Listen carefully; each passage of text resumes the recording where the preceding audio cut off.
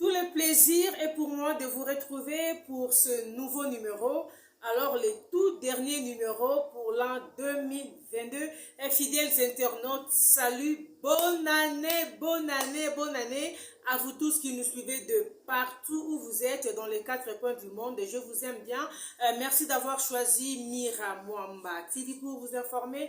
Merci pour la confiance. En tout cas, vous m'avez marqué. Grâce à vous, Mireille Mwamba TV est toujours là. Mireille Mwamba Télévision continue d'exister. Meilleurs vœux de bonheur, de prospérité et de longévité à ma mère Hélène de 3 mois, la servante de l'Éternel, la messagère de la bonne nouvelle du Christ, au ministère chrétien du combat spirituel. Maman, bonne année 2023, que cette année 2023 t'apporte de très grandes choses.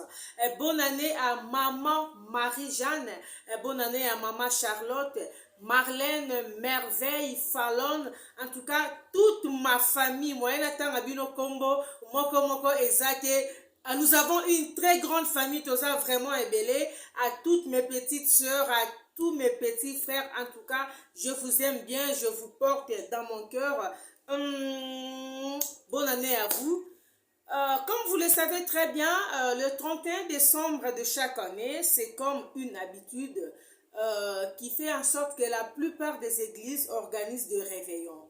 Pourquoi? Parce que certains pasteurs ont dit c'est important, le passage d'une année à une autre, c'est bien que vous soyez dans la présence de Dieu. Mais il y a aussi certains pasteurs qui ont dit c'est pas important, c'est pas une obligation, on n'est pas obligé de nous retrouver dans une réveillon le 31 décembre, c'est-à-dire à la fin de l'année. Et ce passage-là du 31 au 1er, ça ne vaut vraiment pas la peine que nous puissions nous retrouver dans une église. Alors, je vous invite à suivre les interventions de quelques hommes de Dieu qui nous ont donné leur point de vue par rapport à la réveillon du 31 décembre. Est-ce vraiment important?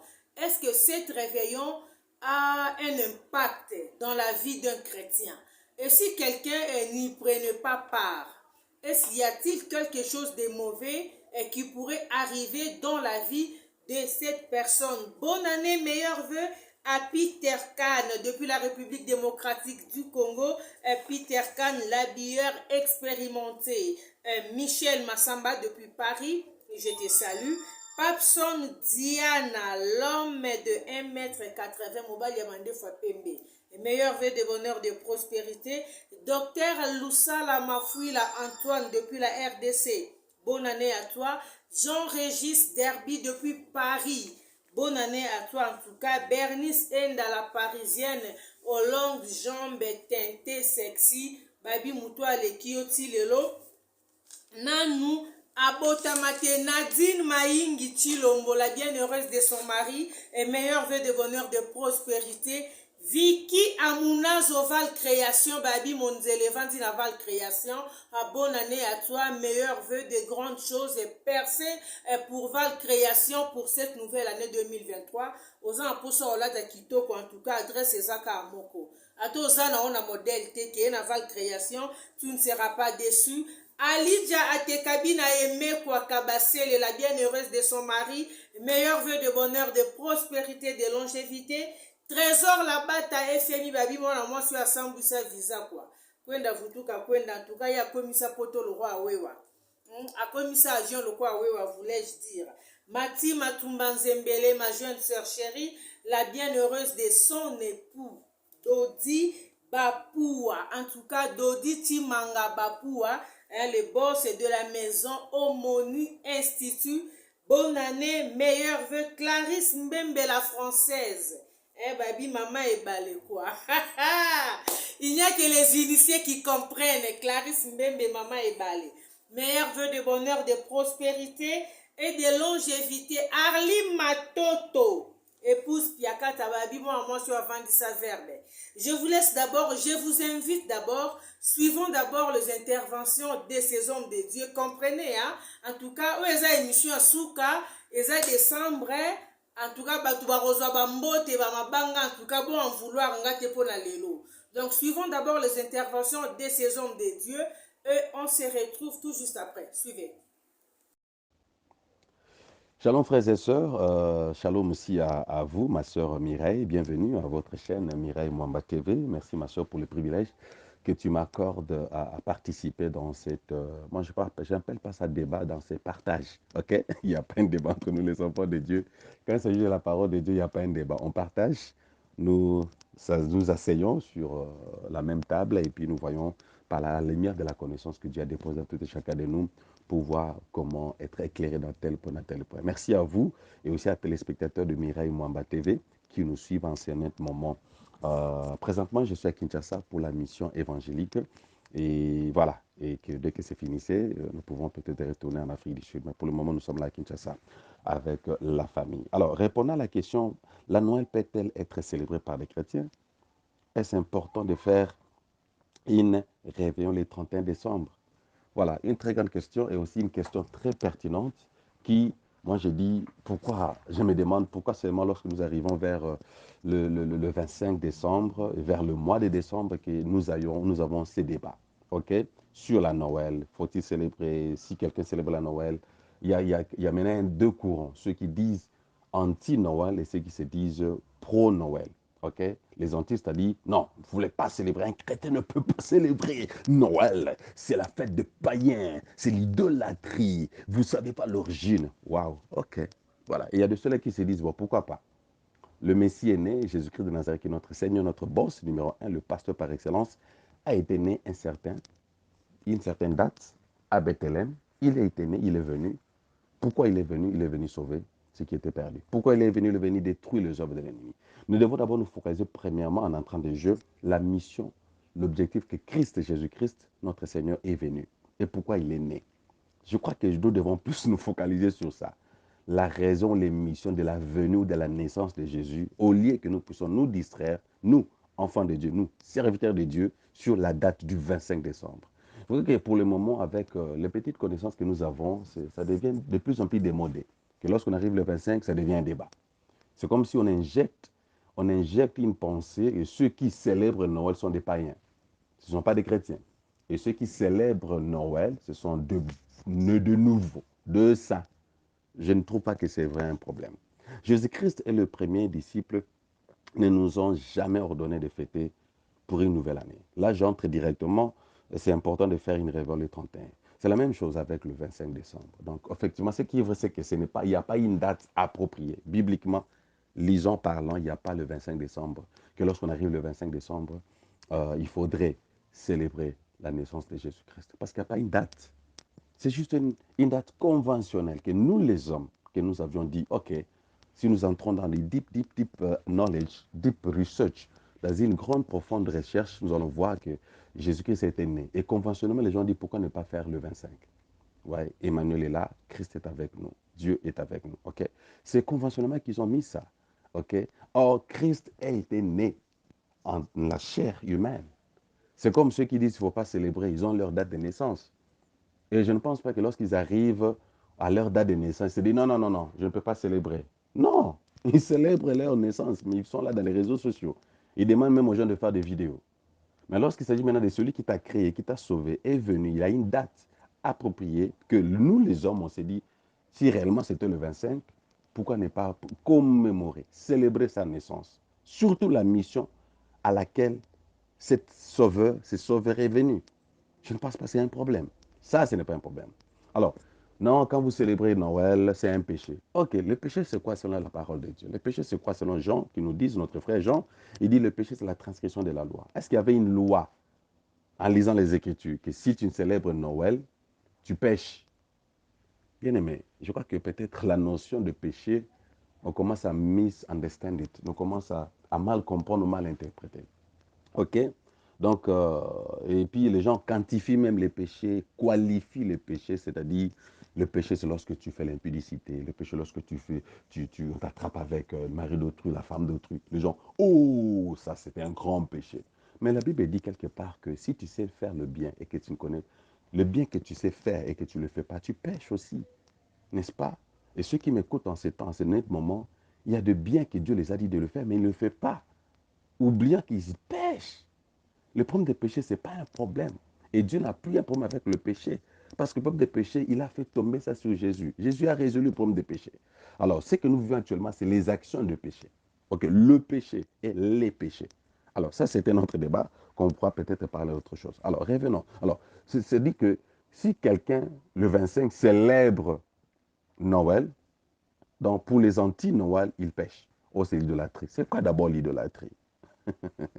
Ok, Jésus-Christ et les premiers disciples ne nous ont jamais ordonné de fêter pour une nouvelle année. Eux-mêmes n'ont jamais célébré une nouvelle année ou organisé un culte d'action de grâce en rapport avec une nouvelle année. C'est ce genre d'argument que les anti-Noël nous opposent, allant jusqu'à nous traiter abusivement de pratiquer de l'idolâtrie lorsque quelqu'un célèbre, célèbre la Noël. C'est tout simplement parce que nous avons adoré Christ le jour de Noël. Pourtant, il n'y a aucun texte biblique qui interdit aux chrétiens de célébrer la naissance de Jésus-Christ le 25 décembre. Il n'y en a pas. Ce qui est curieux est que, comme le Noël, aujourd'hui le Noël c'était le dimanche. Ok? Le Noël est tombé le dimanche et ils n'ont pas allé en grève. Ceux qui disent que célébrer le Noël c'est un péché. C'est idolâtrie. Mais ils sont allés le dimanche pour adorer qui? Louer qui? Prier qui? Prêcher qui? Le 25 décembre, ils devaient rester à la maison. Oh, comme ça tombe Noël, nous n'allons pas aller prêcher. Nous n'allons pas aller prier, nous n'allons pas chanter. En revanche, sans jeunes, ils sont allés célébrer Christ, comme nous. Ça, bien sûr, nous encourageons. Alors, je vais juste aussi lier ma soeur Mireille à la question. La deuxième question, c'est important de faire une réveillon le 31 décembre. L'origine païenne du 31 décembre. Comme Noël, le réveillon du 31 décembre a aussi une origine païenne. Il n'attire pas sa source dans la Sainte Écriture. À minuit, lorsque les gens crient, ils perpétuent sans les savoir une année coutume des pays d'Europe et de la Chine qui affirmait que le bruit fait fuir les mauvais esprits. La pratique chrétienne du réveillon de Nouvel An a été introduite par les catholiques. Ils ont appelé ces réveillons la Sainte Sylvestre, du nom du troisième pape catholique entre 340 et 355, dont le 31 décembre est le jour anniversaire. Le réveillon de la Sainte Sylvestre est la fête qui célèbre chaque année le départ de l'ancienne année et l'arrivée de la nouvelle.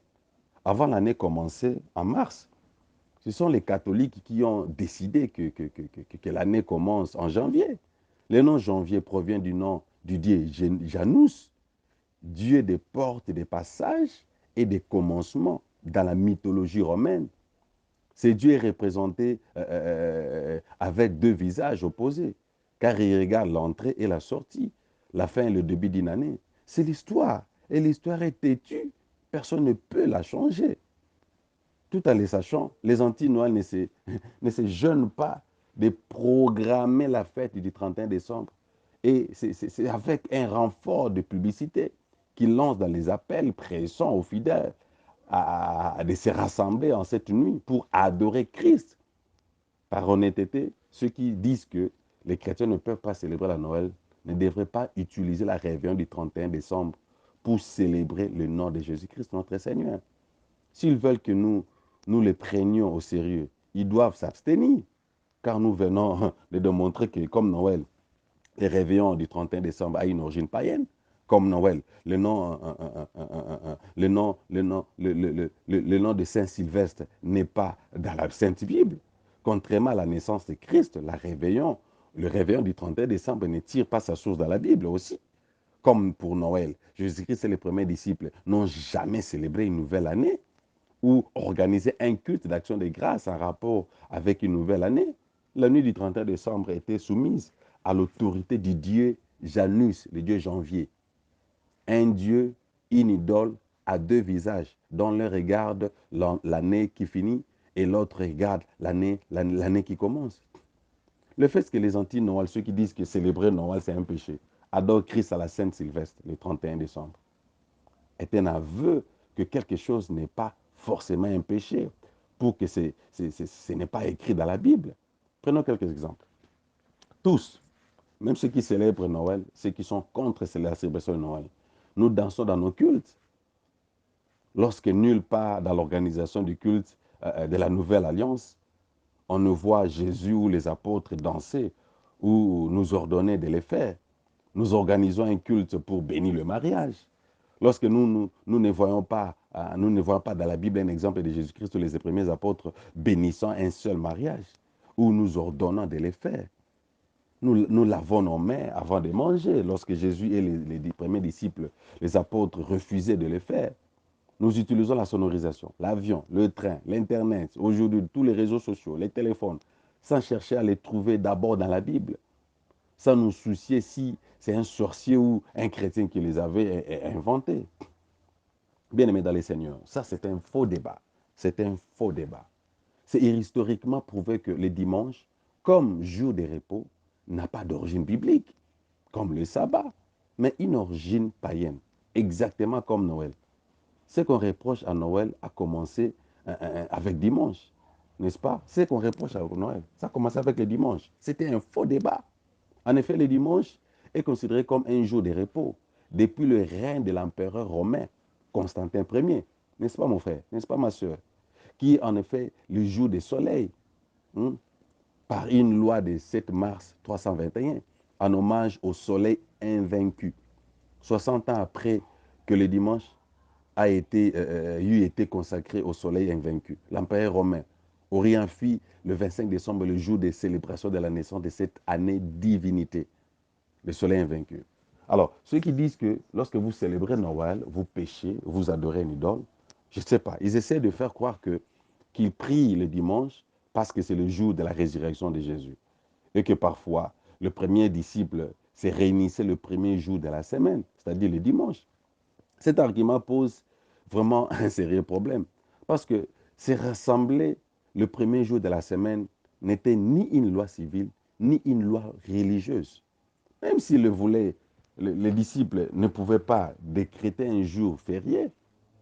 Mes frères et sœurs, chers téléspectateurs bien-aimés, ma sœur Mireille, un tel acte ne pouvait être posé que par une autorité détenant le pouvoir. Jusqu'à ce jour, le dimanche garde en anglais son nom origine, Sunday, qui veut dire le jour du dieu soleil. Cette même divinité qui fut célébrée le 25 décembre. C'est tard que le dimanche, jour du dieu soleil, fut assimilé au jour du Seigneur, par les catholiques toujours. C'est ce même procédé qui fut suivi pour le 25 décembre. Pourquoi on fait un débat? Pourquoi on fait un débat? Au lieu d'adorer les démons appelés les soleils invaincus, on a commencé à adorer Jésus. Puisque les dimanches et Noël ont tous, les deux, été sous le règne du même fameux Dieu soleil invaincu. Pourquoi, dans ces conditions, les anti-Noël, ceux qui disent que célébrer Noël c'est un péché, récusent-ils Noël, gardent-ils un silence pesant sur les dimanches? Pourquoi célébrer-ils Jésus-Christ le dimanche? Nous refusent-ils le droit de célébrer le 25 décembre? Bien-aimés, prenons l'exemple de notre propre vie. Nous étions des païens avant de devenir enfants de Dieu. C'est ce même corps qui faisait le mal, qui fait du bien. C'est ce même corps qui servait Satan, qui sert Dieu. Arrêtons avec l'excès des ailes. Adorons et servons Jésus-Christ chaque jour. Si possible, confisquons toutes les fêtes païennes pour la gloire de notre Seigneur Jésus. C'est ce que je pouvais dire et c'est ce que nous soutenons. Donc, bien aimés dans les Seigneurs qui nous suivent en ce moment, c'est un faux débat. Christ, c'est un jungle. Christ est un jungle. Je dis Jésus-Christ, la Bible, c'est comme une forêt. La Bible déclare, Paul nous dit, nous connaissons en partie, nous prophétisons en partie. Ta révélation ne doit pas être une doctrine. Ton don ne doit pas être une doctrine. Que parce que j'ai le don d'opérer les miracles, c'est ça. Et on ne peut pas se dire qu'on a le monopole de la parole, de la connaissance de la parole de Dieu. Non, nous connaissons en partie. Raison pour laquelle Christ, dans Éphésiens 4, 11, dit, à l'un, aux uns, il a donné les dons. C'est Christ qui a donné le ministère aux uns comme apôtre, comme prophète, comme évangéliste, comme. C'est-à-dire, c'est la grâce particulière du Seigneur. Et 1 Corinthiens 12, le verset 7 nous dit que le même esprit, c'est pour l'utilité commune. C'est pour l'utilité commune. Donc, nous vous encourageons, nous encourageons, nos enfants de Dieu. Il y a des débats à faire qui pouvaient nous aider à faire avancer Christ. Et les enfants de Dieu ne connaissent pas encore le Seigneur.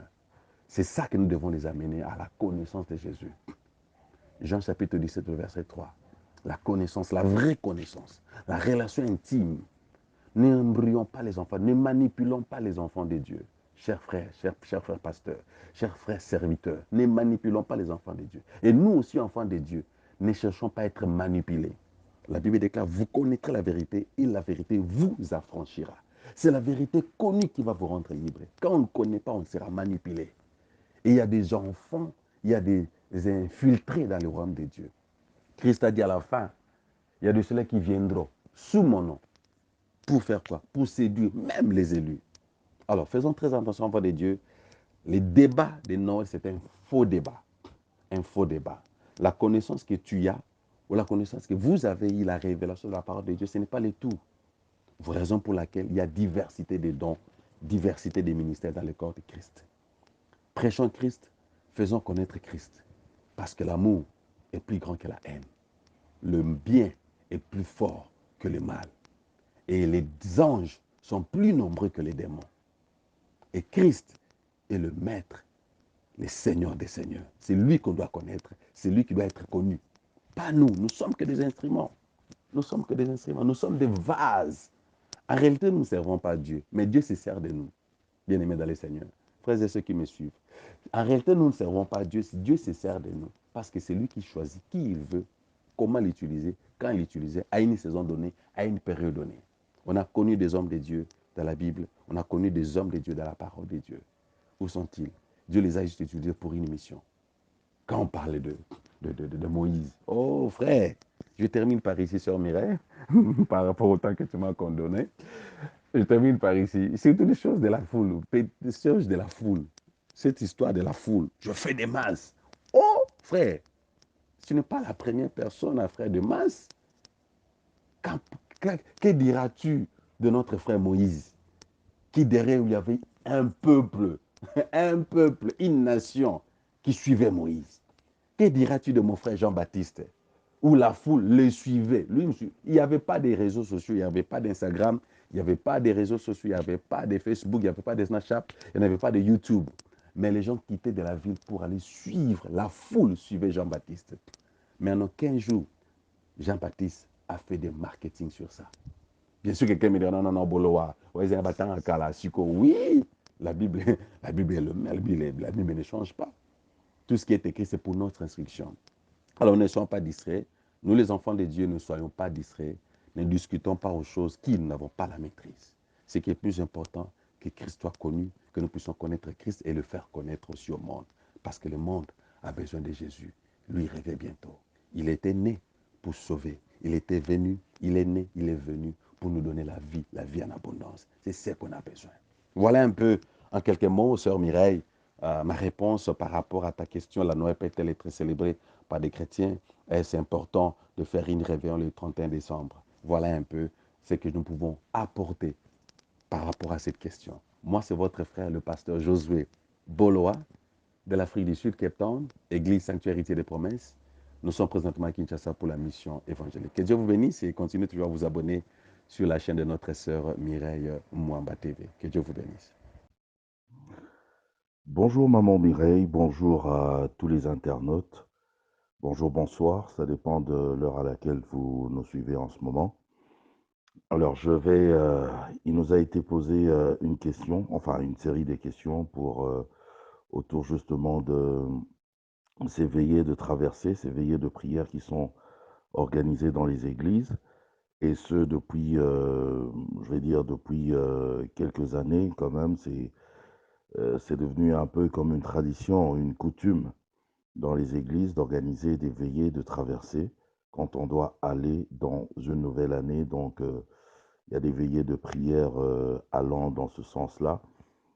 Est-ce obligatoire? Je répondrai directement non, ce n'est pas obligatoire. Donc, voilà, tu peux rester chez toi à la maison et célébrer le Seigneur. Donc, pour t'avoir gardé durant toute l'année, pour t'avoir protégé et tout ça.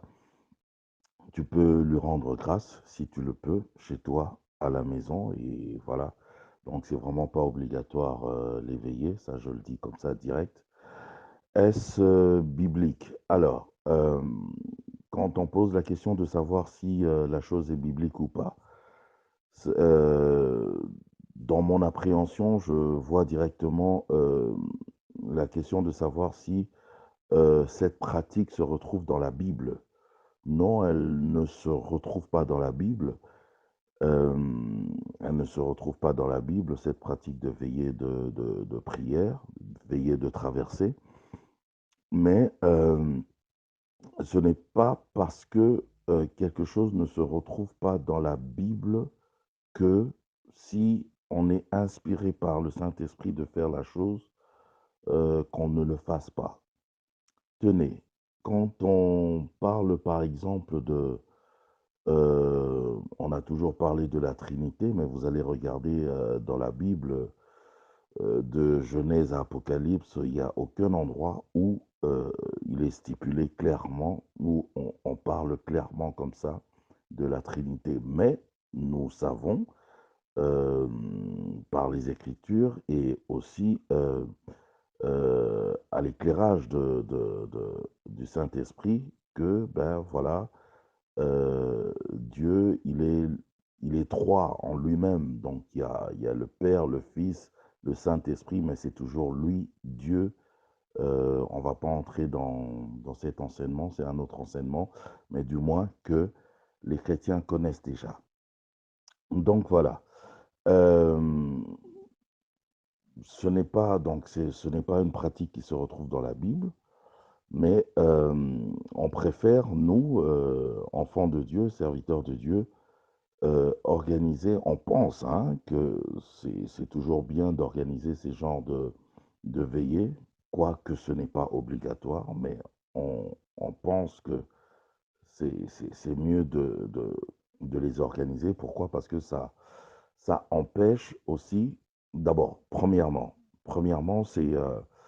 ça permet justement aux enfants de Dieu de se retrouver dans un cadre ensemble euh, à la fin de l'année, hein, tous ensemble, euh, à la fin de l'année, dans un cadre précis, pour rendre grâce à Dieu et lui dire merci par rapport à tout ce qu'il a fait durant l'année. Voilà. Après, il y a aussi ce côté, on va dire ce côté de berger, ce côté protecteur. Vous voyez, ce berger qui veut protéger ses brebis. Parce que nous sommes sans ignorer que, voilà, chaque fois à la fin de l'année, eh ben, il y a beaucoup de dérapages qui se font dans nos sociétés. Il y a des dérapages de tout genre.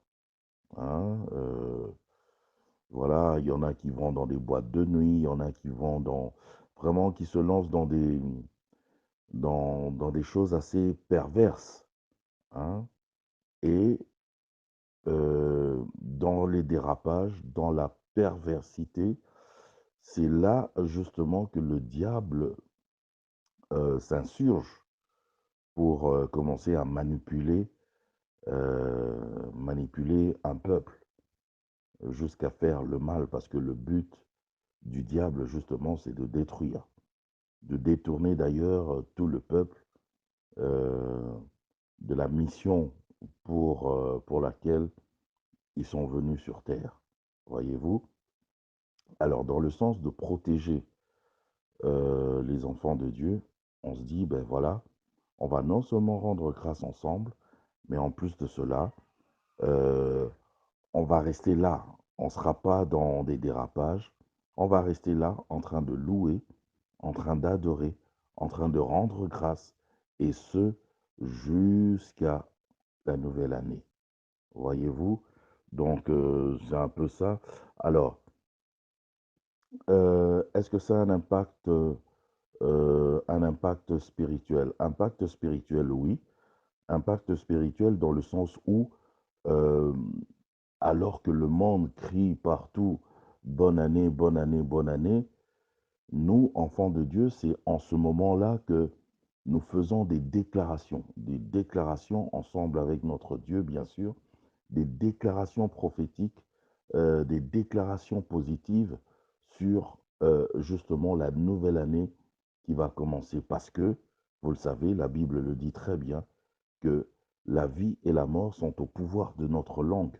Donc, c'est en déclarant, en proclamant, en le disant tout haut, au nom de Jésus-Christ, en déclarant des choses positives au nom de Jésus-Christ pour la nouvelle année, hein, vous comprenez qu'en ce moment-là, il y a justement sur le plan spirituel des choses qui se passent et des choses qui vont se manifester maintenant dans notre vie durant toute l'année parce que justement, c'est le spirituel qui impacte, qui influence le physique ou le matériel. Voilà. Donc, merci Maman Mireille. J'espère avoir répondu à vos questions et que le peuple de Dieu soit béni. Et je salue également tous les autres intervenants qui ont participé justement à votre programme. Que Dieu vous bénisse.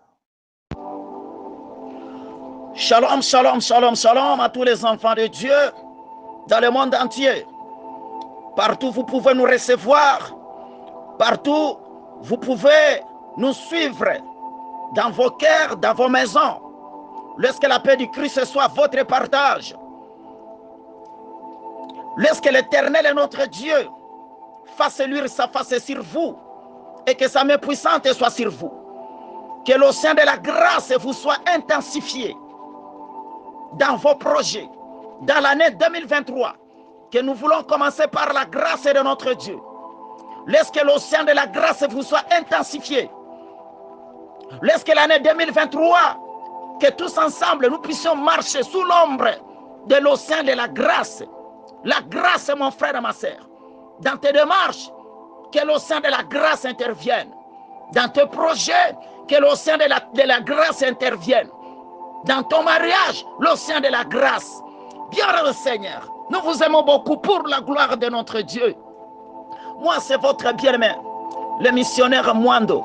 Si quelque part, on ne vous a jamais dit qu'on vous aime, mais permettez-moi, bien, Seigneur, de vous le dire tout haut, dans notre grande famille, la famille de Christ. Nous vous aimons beaucoup pour la gloire de notre Dieu. Laisse que l'Éternel, notre Dieu, fasse luire sa face sur vous. Et que toutes les richesses de la mer se tournent vers vous. Que toutes les richesses de la mer se tournent vers l'année 2023. Et que le ciel libère sa rosée. Que la rosée soit libérée sur vos maisons. Que la rosée soit libérée sur vos projets. Que la rosée soit libérée sur vos finances. La rosée. Que le ciel libère sa rosée. La rosée de notre Dieu. Bien renseigné, nous sommes là. Nous sommes là juste pour répondre à quelques questions qui nous est parvenues par la servante de Dieu, Maman Mireille. Laisse que le Seigneur vous bénisse, servante de Dieu. Que la paix du Christ soit votre partage. Recevez l'océan de la grâce. L'océan de la grâce pour l'année 2023. Servante de Dieu. C'est l'année que tous ensemble nous allons marcher sous l'ombre de l'océan de la grâce. Les questions qui nous est parvenues est de savoir, est-ce que la réveillon de fin de l'année est-elle importante pour les enfants de Dieu? La réveillon de fin de l'année est-elle importante pour les enfants de Dieu? Est-ce que cette pratique-là est-elle biblique? C'est-à-dire la réunion là que nous organisons, le culte là d'adoration, de prière que nous organisons dans cette zone-là de transition, dans ce passage-là, d'une année à un autre, est-ce que Dieu, il est derrière? Est-ce que Dieu, il agrée? Est-ce que Dieu, il permet cela? Et quel sont son impact sur le plan spirituel dans la vie des enfants de Dieu?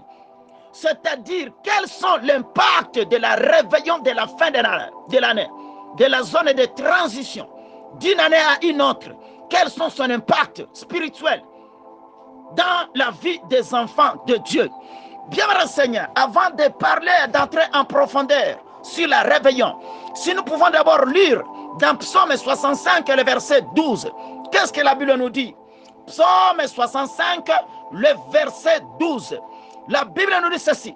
Tu couronnes l'année de tes biens et tes pas versent l'abondance. J'aime ça. J'aime ça, bien, Seigneur. Tu couronnes l'année de tes biens et tes pas versent l'abondance. Bien, Seigneur. Qui couronne l'année de ses biens? C'est l'Éternel, notre Dieu. Et ce n'est pas de qui verse l'abondance. Ce n'est pas de l'Éternel, notre Dieu. Quand est-ce qu'il verse? C'est dans l'année. C'est dans l'année. Bien, Seigneur, écoutez-moi très bien. Ça, c'est le parfait verset du Nouvel An. Pour nous rappeler que Dieu est notre couronne de bonté et de l'abondance. Le Dieu que nous prions est notre couronne. Il est notre couronne de bonté et de l'abondance. Pour chaque année. Et que toutes les bonnes choses que nous pouvons espérer viennent de lui. Mon frère, ma soeur, pour chaque année, toutes les bonnes choses que nous espérons de notre Dieu, ça vient de lui. Ça vient de lui pour chaque année. Pour chaque année. Maintenant, écoute, c'est celui qui verse l'abondance à travers ses pas. Toutes les bonnes choses, l'abondance, ça vient de lui, ça vient de lui. Maintenant, écoute mon frère et ma soeur. Sur les réveillons, c'est une zone de transition. Zone de transition. Un passage là, d'une année à une autre. Là, nous voulons commencer maintenant une nouvelle année. La nouvelle année doit maintenant commencer. Ça doit maintenant commencer. C'est-à-dire quoi, bien, Seigneur? Si nous regardons maintenant, si nous lisons dans le livre de 1 Chronique chapitre 29, le verset 20. 1 Chronique 29, le verset 20. Qu'est-ce que la Bible nous dit? La Bible nous dit ceci. David dit à toute l'assemblée, bénissez l'Éternel votre Dieu. Et toute l'assemblée bénit l'Éternel, le Dieu de leurs pères. Ils s'inclinèrent et se prosternèrent devant l'Éternel et devant le roi.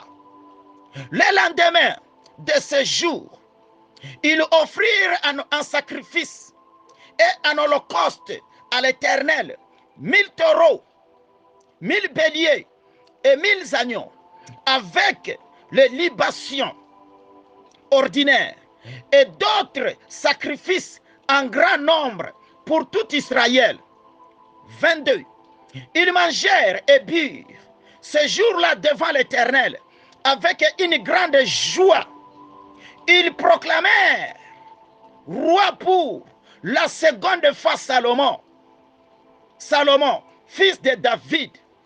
Bien renseigné, qu'est-ce qui se passe ici? Nous sommes en train de parler sur la transition. La transition de pouvoir. La transition de l'année. Est-ce que ce culte-là, de réveillon est-elle biblique? Bien renseigné, écoutez-moi très bien. Le réveillon, le culte que nous organisons, Dieu il est derrière. Dieu il est derrière. Pourquoi? Parce que quand nous regardons sur le cas de Salomon, la Bible nous dit ici, Salomon, on va le oindre pour la seconde fois, comme roi d'Israël. Pourquoi on va le oindre pour la seconde fois? C'est parce que quand Salomon était oint pour la première fois, David, il a eu mal au cœur. Il a eu mal au cœur. David, il est rentré dans son palais royal. Il a commencé à pleurer. Il a eu mal au cœur. Pourquoi? Parce qu'en voyant Salomon, et en voyant la multitude des ennemis qui combattaient Israël, maintenant voilà Salomon, il est au pouvoir, qui ne connaît absolument rien sur la guerre, qui ne connaît absolument rien sur le combat.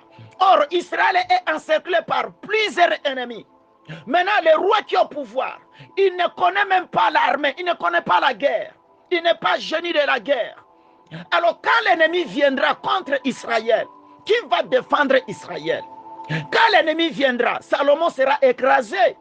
Voilà pourquoi David, il a jugé bon. Avant que Salomon commence son règne, il faut d'abord faire un culte à Dieu, un culte d'adoration. un culte d'adoration. Raison pour laquelle, bien le Seigneur, David, il va organiser deuxième culte pour adorer Dieu. Afin que Salomon maintenant soit établi, soit encore oindre roi pour la deuxième fois. Et pendant ce culte-là, David, il va offrir à Dieu des offrandes, des taureaux. David, lui, il a offert à Dieu des taureaux, des offrandes des taureaux. Pourquoi, bien le Seigneur? Parce que David, il savait, Israël a beaucoup d'ennemis. Oh, le roi qui est au pouvoir, il ne connaît pas la guerre. Si nous regardons le premier roi d'Israël qui était Saoul, Saoul, il était le génie de guerre. Il connaissait l'art de la guerre. David aussi, là, on ne parlait même pas. Maintenant, Salomon, qui ne connaissait absolument rien, Salomon, c'était un enfant gâté. Alors, quand l'ennemi viendra, il sera écrasé. Voilà pourquoi, avant que Salomon commence son règne, il faut d'abord organiser un culte d'adoration à l'honneur de Dieu. Et pendant ce culte-là, voilà pourquoi nous demandons même aux gens, pendant les réveillons, nous venons même avec nos offrandes. David, il va offrir à Dieu le taureau. Pourquoi il va offrir le taureau? Parce qu'il savait, quand Salomon va commencer à régner, quand les ennemis viendront pour le faire la guerre, son offrande combattra pour lui. L'offrande qu'il avait donnée le jour de ces cérémonies-là, de ces cultes-là, le début de son règne. Nous, les enfants de Dieu, nous ne pouvons pas commencer une année sans célébrer Dieu. Voilà pourquoi nous nous réunissons pour célébrer l'Éternel et notre Dieu. Voilà pourquoi nous venons même avec nos offrandes pour dire merci à notre Dieu, bien-aimé Seigneur. Et quand David, il a offert ça à Dieu, la Bible nous dit, bien sûr, on va maintenant oindre Salomon pour la deuxième fois. Pour David, comme on a offert à Dieu, comme on a célébré, comme on a adoré avant qu'il règne, comme on a adoré, quand les ennemis se lèveront contre Salomon, contre Israël, bien Seigneur, le Dieu que nous adorons aujourd'hui, l'offrande que nous l'offrons aujourd'hui, combattra pour nous. Combattra pour nous. Voilà pourquoi vous allez voir bien Seigneur. Salomon, pendant tout son règne, il n'a pas eu de guerre comme David, comme Saoul. Le règne de Saoul, c'était le règne de guerre. Les rois n'avaient pas la paix.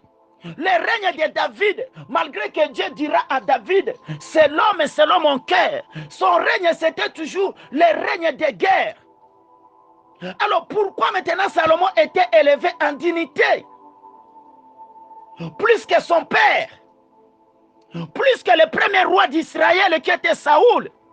Le secret, c'était bien, Seigneur, Salomon, avant de commencer, voilà le culte qu'on avait célébré dans tout Israël. Dans tout Israël. Et l'offrande était... Donc, ce culte-là était accompagné de l'offrande. De l'offrande. L'offrande, bien, Seigneur. Tu ne peux pas commencer l'année sans célébrer, sans adorer Dieu.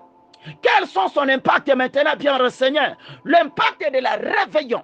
Nous voyons Salomon, pendant tout son règne, tout ce qui était comme ennemi à Israël, c'est là qu'il luttait contre David, les ennemis de Saoul, tous ces gens-là, bien, le Seigneur, tous ces gens-là qui entouraient Israël, au lieu d'amener à Salomon la guerre, on l'amenait maintenant des cadeaux, on l'amenait maintenant des présents. Salomon, il recevait les cadeaux de ses ennemis. Chose que Saoul, que David n'a pas vécu.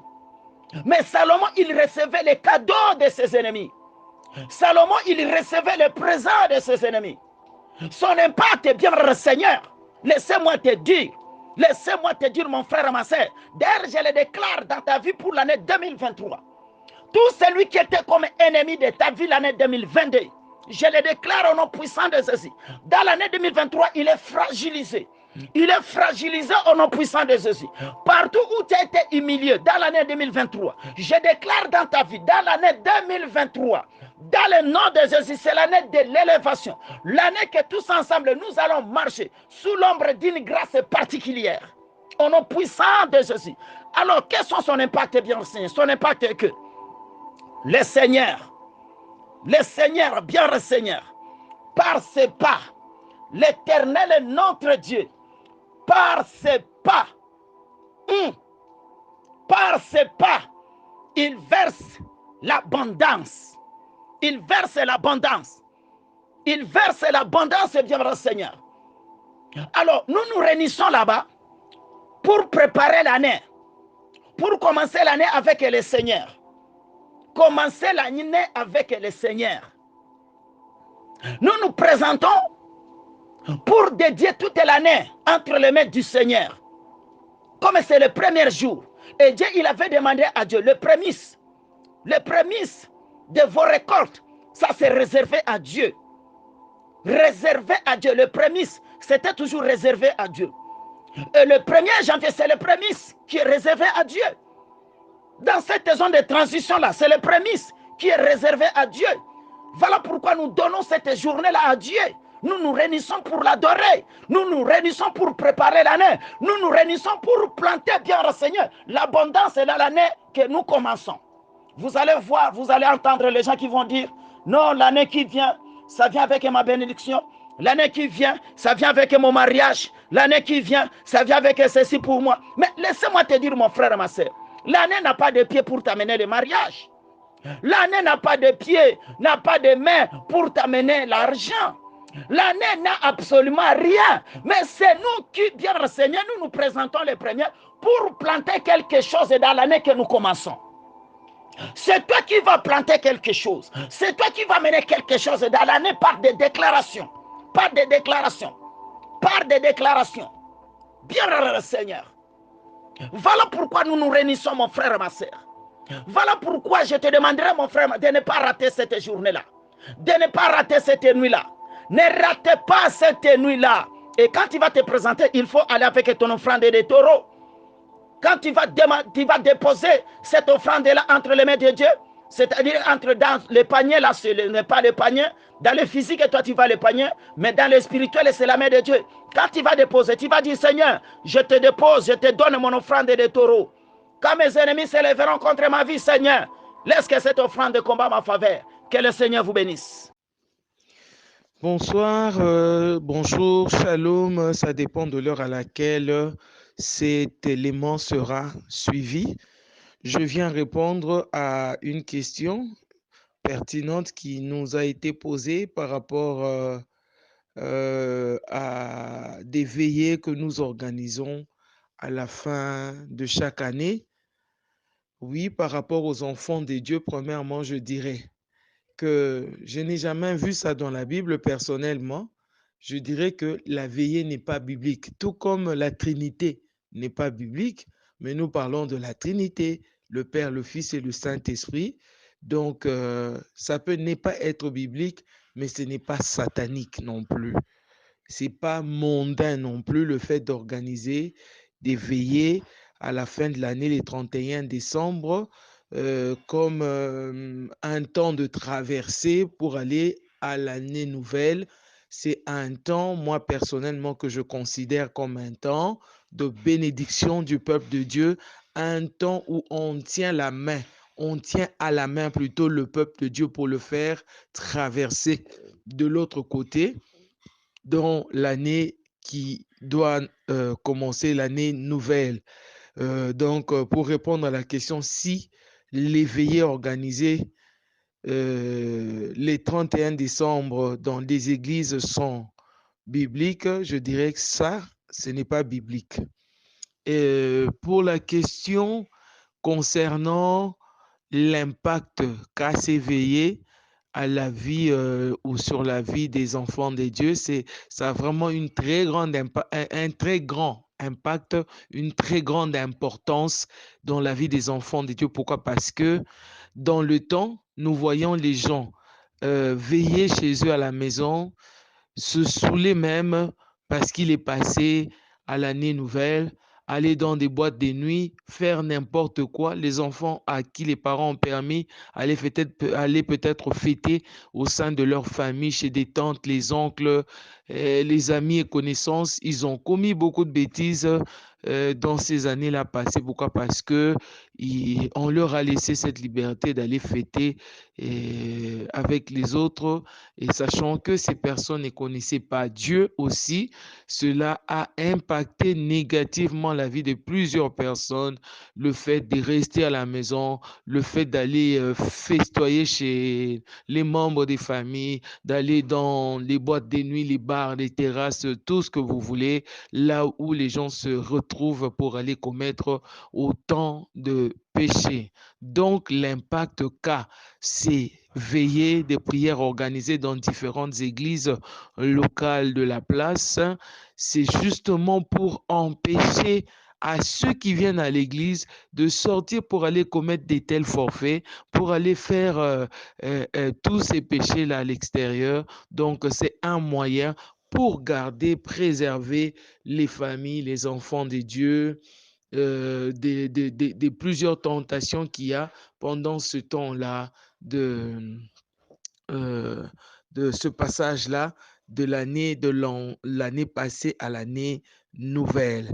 Donc, voilà un peu pour moi l'impact qu'a CV. Nous voyons même ces derniers temps, dans les années ici, là, nous voyons même les personnes qui sont païennes, et ces personnes, qu'est-ce qu'ils font? Ils viennent d'abord à l'église.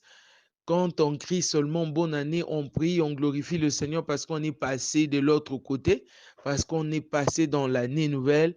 Il finit à peu près minuit 30, 1 heure du matin. Il sort de l'église pour aller maintenant continuer à prendre la bière, à festoyer à l'extérieur maintenant de l'église, faire comme tous les mondains peuvent le faire.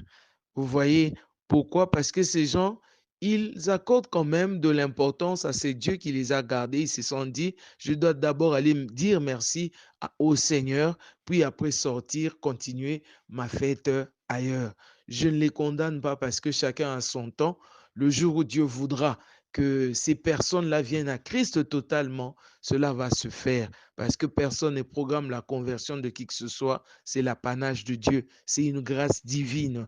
Donc, il y a même des gens qui le font. Il est païen, mais il vient, il prie d'abord jusqu'à minuit 30, minuit, 1 heure du matin, il sort de l'église pour aller ailleurs. Donc, la veillée de prière le 31 décembre a vraiment un grand impact, une grande importance et d'une grande importance dans la vie des enfants de Dieu. Non seulement pour les bénir cette nuit-là, qui consiste le passage de l'année qui doit passer à l'année nouvelle, les bénir et bénir l'année qui doit commencer, soumettre cette année entre les mains du Seigneur, mais les préserver aussi de toutes ces tentations du monde, parce que c'est un temps où le diable se lève aussi avec ses démons pour commettre autant de forfaits, pour pousser les gens dans le péché, pour pousser les gens dans beaucoup des choses qui ne marchent pas avec la volonté de Dieu. Donc, voilà un peu si je peux arriver à répondre ou à apporter ma pierre de contribution, hein, par rapport à ce qui a été posé comme question. Donc, je pense avoir répondu à 2 questions, hein. L'impact de la veillée, est-ce que c'est biblique? Et est-ce que c'est obligatoire? Bon, obligatoire, je dirais que non.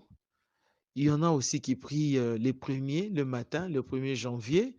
Il y en a qui gardent même leur temps jusqu'à prier le 4 janvier. Ils prennent même toute la journée du 4 janvier dans la prière. C'est pas obligatoire d'avoir une veillée de prière. C'est pas obligatoire. Ça, c'est vraiment mon avis. Et celui qui veut partager cela, il n'a qu'à partager cet avis. Vraiment, il y en a qui prient le 1er, il y en a qui prient même le 30, il y en a qui font des veillées des 30 décembre, ils font la veillée.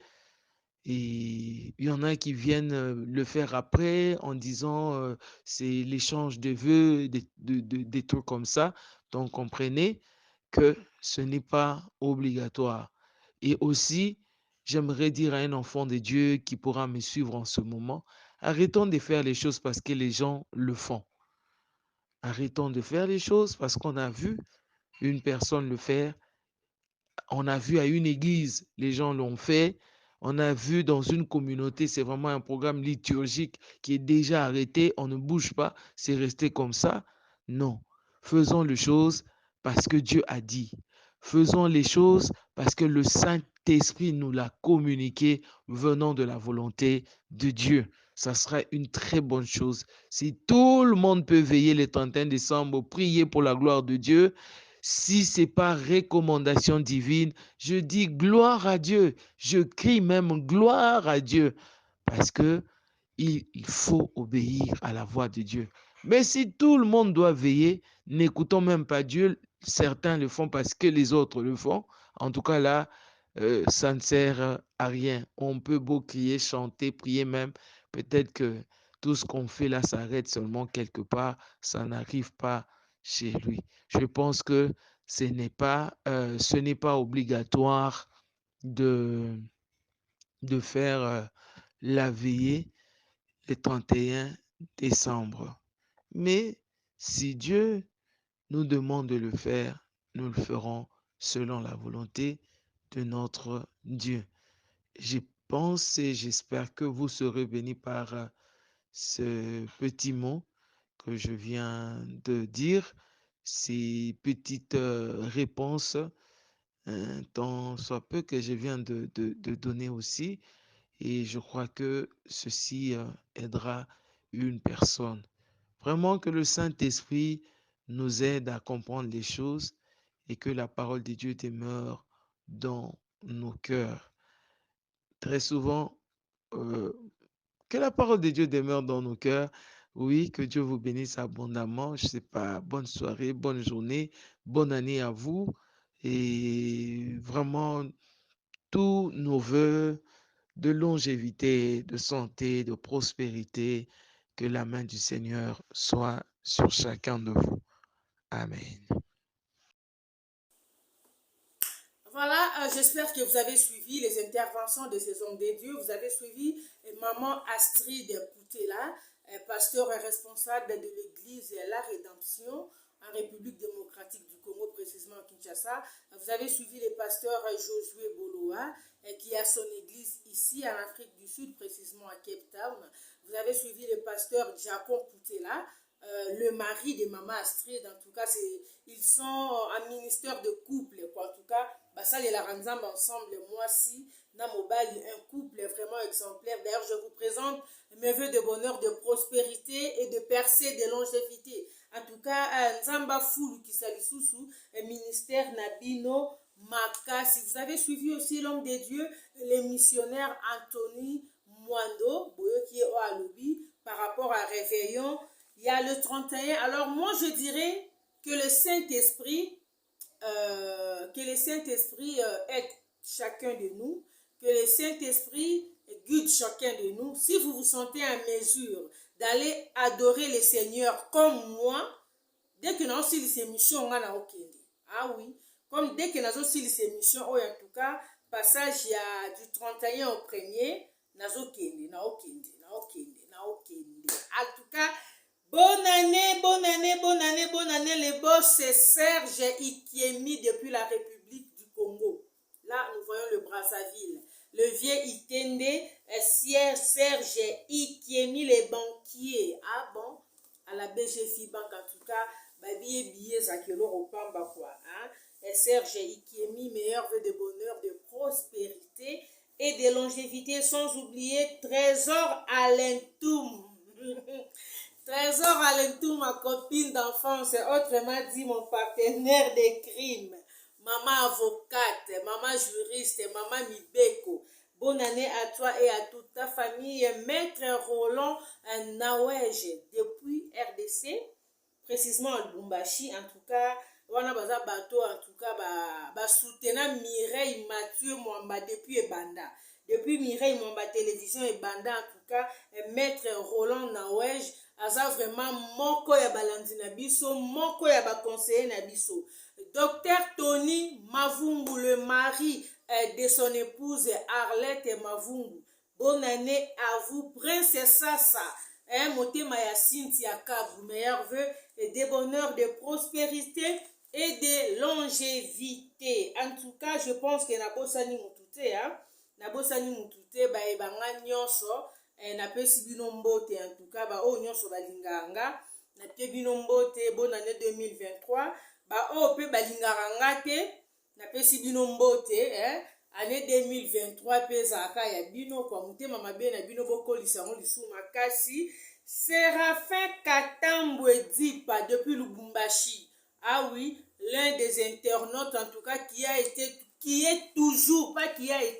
a toujours été scotché, blindé sur Mira Mwamba TV. Je ne peux pas clôturer cette émission sans dire un grand merci. Il y a certains hommes de Dieu qui ont eu vraiment à nous soutenir depuis que nous avons commencé notre chaîne de télévision. Régulièrement, ils sont passés sur nos antennes, édifier le peuple de Dieu. Basalamingi pour la chaîne Nabiso. En tout cas, je vous aime bien, je vous salue. Un grand merci au pasteur Peter Mouteba, le pasteur est responsable de l'église Yahweh Shaman. Papa, merci. Meilleurs vœux de bonheur, de prospérité. Bonne année 2023, que le Seigneur vous fasse du bien, vous, votre famille ainsi que votre ministère. Le pasteur Matou Miguel, le pasteur responsable de l'église portique de Salomon, oui. Bonne année, Papa Matou, bonne année, Maman Mireille, en tout cas avec toute la famille, bonne année 2023. Pasteur Alain Bamwamba. J'allais dire Alain Ben Bamwamba.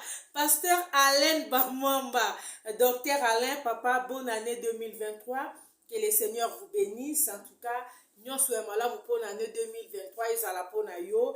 On a musalo aux osali l'ensemble. En tout cas, na cité Bethel Box Beck. En tout cas, que le Seigneur vous fasse du bien. Solange Abigail Ndaya. Bonne année. Maman Choyan de Jojo, bonne année 2023 à vous. Clarisse Mbembe, ma copine privée et personnelle, bonne année à toi. Un grand merci. Il y a aussi des gens qui nous ont soutenus. Il y a des gens qui nous ont vraiment beaucoup soutenus. Nakata Moussala, bonne année. Ça vraiment est belé. Mais il faut tout en tout cas, papa Arsène Kianga. Les boss de la maison import et export, agence Mayumbu, en tout cas agence Moya bien, rapidité, ponctualité, surtout na sérieux, sérieux peut-être à ma casse une agence wana, sérieux peut-être à ma casse papa Arsène, le boss de l'agence Mayumbu, bonne année 2023, Marie-France Massaï, ma copine d'enfance, en tout cas babi, ma copine intello quoi, ma copine à Kitoko, ma copine à Pembe, moi. Bonne année. Nous sommes arrivés à la fin, mais pour clôturer cette émission, bonne année à un homme de Dieu, un papa très gentil, très sympa, un homme de Dieu très humble. Pasteur Chico de l'église Push, Prey anti-centime appel. Sambelati Oromona Lobo Wanzambe. En tout cas, la grande famille Push et l'homme de Dieu, le pasteur Chico. Papa, bonne année 2023 à vous, à votre famille et ministère Naomo Bimba. Vraiment que le Seigneur vous assiste. Je ne peux jamais clôturer cette émission sans pour autant souhaiter bonne année à mes enfants. Joyce et Grace, les princesses de mon royaume. Mes filles chéries, mes filles adorées et surtout, bon anniversaire à ma fille aînée Joyce, qui est née le 1er janvier 2015. Donc le 1er janvier 2023, ma fille totalise 8 ans. Joyce, ma préférée, Joyce, ma fille aînée. Happy birthday Jojo, happy birthday, que le Seigneur te fasse du bien mon amour. Je t'aime bien, toi et ta sœur Grace, vous faites ma joie. Nous sommes arrivés à la fin. Toi et ta sœur Grace, vous faites ma joie. Voilà. Happy birthday, Joyce. Bisous, bisous, Grace. Bisous, bisous, Joyce. Je vous aime bien, le princesse de mon royaume. Je vous retrouve l'année prochaine pour aujourd'hui. Ça, c'est le dernier numéro pour l'année 2022. D'ici là, portez-vous bien. Bonne année, bonne année. Mouah.